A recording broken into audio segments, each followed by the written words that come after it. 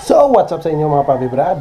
Yon, assalamualaikum sa inyo lahat. So, for today's vlog mga Paps is pupunta na naman tayo ng Marble ngayon. Kasi ito na, dadalhin natin itong mga cover ni, ay hindi lahat, tatlong cover lang. Ito, papakita ko sa inyo.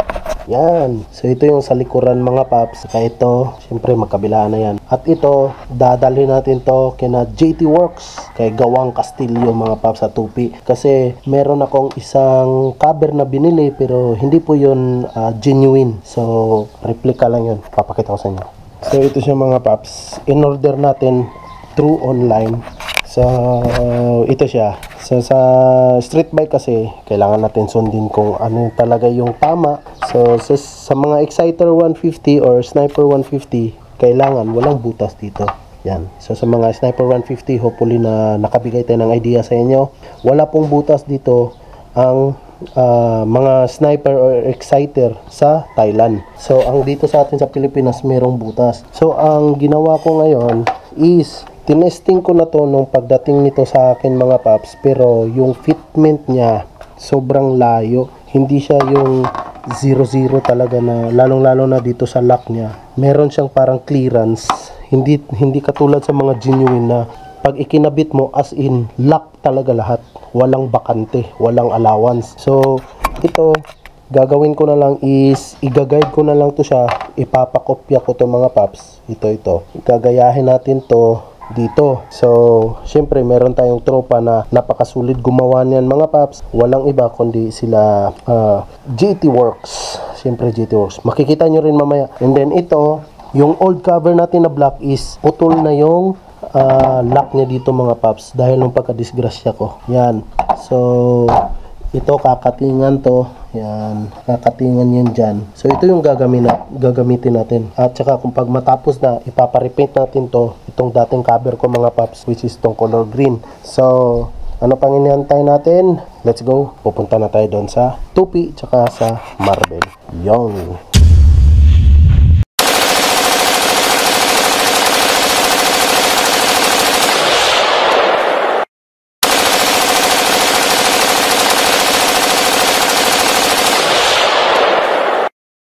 So, bago tayo mag-proceed sa ating vlog mga Paps, meron muna akong ipapakilala sa inyo, which is ito ang Power Max. So, ito yung magiging sponsor natin mga Paps. So, makakasama na natin siya every vlog po natin. So, again, shout out sa Power Max or sa Road Ventures Trading. So, ito yung napaka-solid na battery mga Paps. Kung naghahanap kayo ng solid na battery, matibay, tsaka malakas, dito na kayo sa Power Max. Lahat po ng unit, available po sila. Mapa-underbone, big bike, or sasakyan, small displacement, big displacement, kahit ano pa yan, available po yan sa Power Max. Kung ako sa inyo, order na kayo. So, search na lang dito sa screen mga Paps, si Sir Justin. I-PM nyo na lang siya or i-PM nyo ang kanyang page, Road Ventures Trading. So, kung ako sa inyo, mag-Power Max na kayo para sulit ang inyong pera. Budget meal na, malakas pa, matibay na. So, let's go! Let's go back to the vlog mga Paps. So, ayan mga Papi Brad. Andito tayo ngayon sa Tupi. JT Works. Yan. Ayun. So, shout out lalo kay Junski. Yan. So, ipapagawa na natin sa kanya. Ito mga Paps. Yan. Ha? Ay! Ayari na yun. Kumigo na yun. Chick boy. Manyakol kayo. So, ito. Ipapagaya natin to mga Paps. Yan. Sa stock natin. Yan. Dili, replica lang. So, again, replica lang po ito. In-order natin through online. So, ito yung dati natin, genuine. So, ito yung ginawa nila mga Paps. So, genuine to na cover. Yan. So, di ba? Kapang-kapa. Yan o.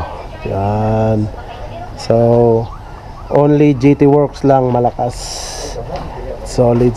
So, matagal pa yan bago natin makuha. Pero abang-abang na lang sa next vlog mga Paps.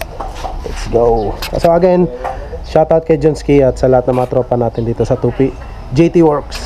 So ayun mga Papi Brad, andito tayo ngayon sa Marble. And syempre kasama natin yung mga tropa natin. Shoutout! At si Boss J Garage yan. So andito na yung sniper natin mga Paps. Kalansay na. So ayan o. Fitment check. Let's go. So ito, syempre ang purpose natin ngayon is ihatid tong isang fairings Ay, dalawa pala. Dalawa. So, tanggalin natin. Isang pa. Yan. Ala. Ginagasgasan lang. Ala, kalit si Papi Brad. Ginagasgasan. Gasgasan kay ma-repaint naman na. Ginagasgasan lang, oh. So, ayan. Amis kayo. So, ito yung dati nating paint. So, siyempre, tatanggalin to. Yan. Oh, cutting. Ika-cut.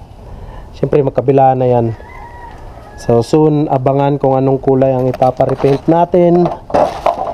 Ito. Color pink po. Yung kulay. Color pink po. Actually, Yan. color pink. Color pink. Color pink. Surprise na lang, no? Para girl na girl. Oo, eh. Igat man. Yan, no? So, ito yung purpose natin. Para maumpisahan na. Tapos ito na, umpisahan na rin makat yung ulo.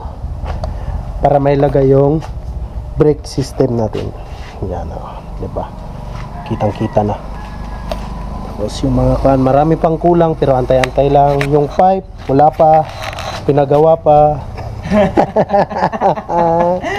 Let's go. Pinagawa. Oh, yan oh. Alignment check. Napoy alignment. Alignment check. So, as of now, ito muna yung itsura niya. Wala pa. Wasak pa. So soon, makikita nyo to sa waswasan. Ilo-load natin to. Super load. Ayan. Minimum 78 mm. 78. So ito mga paps, update nga pala. So yan o. May bolt dito na pang suporta sa engine. Dito ikinabit ni EJ yung bracket para sa shifter. Ano siya? Yan. Tapos finalize. tinanggal. Oh, di pa na final. Wala pa ano? Wala pa. Tapos yung chassis saan siya? Nabawasan. Oh, bawas. Nabawas para masakto ang RS150 na swing arm. So same din yan, magkabilaan lang yan mga paps. Wala na yung bolt dito. At the same time, ito na lang yung stopper. So hindi na malinis din. Kasi yung sa Sniper 150 merong neto dito. May neto. Tapos ito siya, na-relocate na. Dati dito yan mga paps. Yan, itong neto. Yan. Dito yan siya. So inalis dito na para yan oh. Para pwede siyang masagad. 'Di ba? Goods na. And then dito rin magkabilaan yan. Yan. Diyan siya sa bolt ikinabit. So hindi na kami nagbutas dito sa chassis para malinis lang. Para kung gusto ni Papi Brad ibalik yung stock, balik lang namin yung stock na axle. At the same time, hindi kami nagbutas. Pwede niya iwas-was na naman. Yan ka-hardcore si Papi Brad. Atay. Minimum 78 mm. Yan, so marami pang kulang. Antay-antay lang tayo. Tsura niyo. Na. Bungkag pa. Hugaw pa kayo. Hugaw pa. Yung ibang mga pyesa wala pa. So basic lang. Basic build. Linis lang ang baon. Basic build lang. Walang cheche-boreche. Walang... Hindi na kailangan ng pamahalan. So hindi pera ang labanan. Tindig lang ang baon. Tindig lang. Tapos, ito na yung ilaw namin. Ilalagay namin dito. Oo. Or pwede dito para pangwaswas ba? Para safety. May ilaw tayo parati. Kasi soon, hindi tayo sasali ng motor show. Kasi iba ng motor show ngayon. Puro na pabigatan, no? Oh. Kailangan na idaan sa timbang. Amin, palaitin kami. Oh, palaitin. So talo tayo sa motor show. Pero sa waswas, lalaban tayo. Maglulod tayo phone. Oy, klaro ng Tagalog. Klaro. Maglulod phone. Sama ko kay Iban, di kasabot. Lagi. Yan. So welcome back. Maldito on board. On board sa duyan. On board sa duyan. So ayan. PWD. PWD na karon. So ayan mga paps. Medyo matatagalan pa tayo nito talaga. So soon. So pag matapos to, next naman engine ang pupukusan natin soon. Pag matapos na yung inasama-sam natin na 4 man sniping mga paps. Siyempre sa tulong ni Boss J Garage. Yan. Solid. So sa mga gustong magpa-build dyan, PM is the key. Di ba paps no? Yeah. Legit na. Naunsaman mo. Angan ninyo eh. Kasamaan man. Ano saman mo? Legit na, pwede i-daily. Oh, no? Pwede i-daily. Pwede Pwede pagkidapawan, tanawa. Oh. Hugaw. Araw. Kidapawan pagkapon. Legit na 45k. Tanawa oh, buak. Mo nang hardcore, ginabuak lang. Ana. Pero labad sa ulo. Sa ulo gid. So, good morning mga Papi Brad. Yon, so hindi na tayo nakapag-outro kahapon kasi marami kaming napag-usapan na plano about kay Snipey. So, yun na nga, hindi na ako nakapag-outro mga Paps kasi na-busy kami sa kung ano yung mga next plan namin kasi medyo matatagalan pa si Snipey mga Paps kasi this week ata si EJ is meron siyang training ulit sa Manila. So mga ilang days din siya babalik. Siguro mga December 23 pa siya babalik. Pero hopefully na before mag January 1 is ma-release na natin, makuha na natin si Snipey, andito na siya sa bahay. At saka pero hindi pa natin siya ma-repaint niyan kasi busy pa lahat niyan mga ganyang day. Siyempre pa January 1 na eh. And then ito na nga, nagpapasalamat din ako sa GT Works kina Junski sa Tupi kasi tapos grabe ang bilis lang yung pinagawa natin na front panel. So ito ipapakita ko sa inyo. So ayan mga Paps, ito yung nabili natin na replica.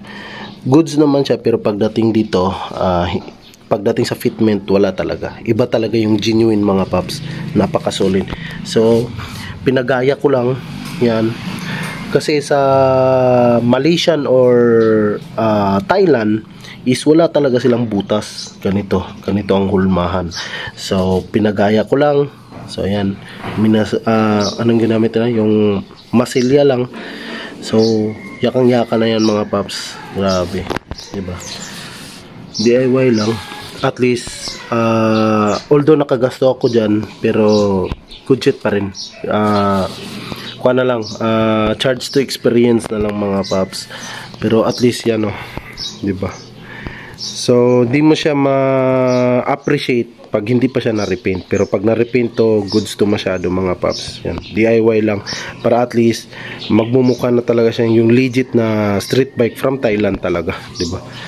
Kaysa naman order tayo ulit ng ganito, yung genuine talaga is meron tayong ma-orderan sa Thailand talaga pero sobrang mahal mga Paps. Grabe, gagastos ka talaga lalong-lalo na sa shipping. So ganito na lang DIY, diba? Yan, yung masilya lang ang baon. So sa mga gustong magpagawa nito, lalong-lalo na sa mga Sniper 150 user is PM nyo lang si Junski mga Paps or GT Works. Solid yan, solid na mga tropa yan. Grabe, madaling kausap, madaling ka-deal, solid talaga na tropa. So again, shout out kay Junski Castillo from GT Works, from 2P. At syempre sa builder natin na si AJ, Boss J Garage, napaka-solid. So abang-abang lang sunod mga Paps. So konti na talaga, konti na lang, malapit nang matapos si Snipey. Basta siguro mga January makikita nyo na yung full potential na Snipey talaga mga Paps. I-sure ko yan. So hanggang dito na lang yung vlog natin. Thank you so much sa lahat ng pag-aantay na matapos ang build kay Snipey mga Paps. So peace out and kita-kits soon. Let's go.